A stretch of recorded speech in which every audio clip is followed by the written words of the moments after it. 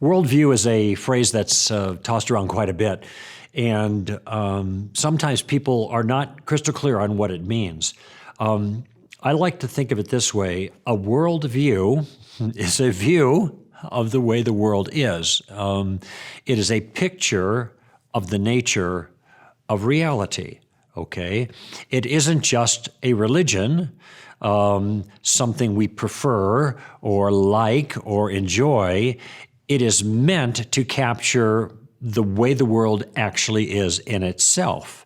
That world may include God or it may not include God.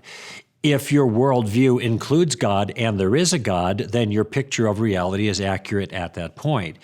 If it doesn't include God and there is no God, then your worldview is accurate at that point. The concept of a worldview is to gather a kind of map of reality, which should be another way of looking at it.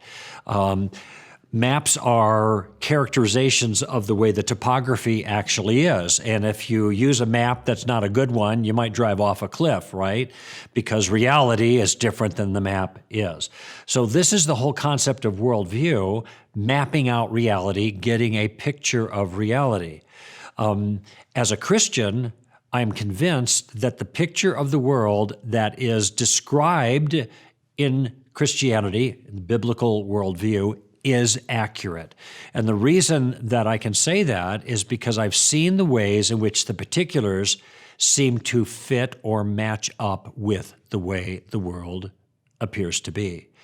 There's a whole bunch of those particulars. One, for example, is that everybody knows something's wrong with the world. This is why the problem of evil is raised so frequently as a challenge to theism in general and Christianity in particular.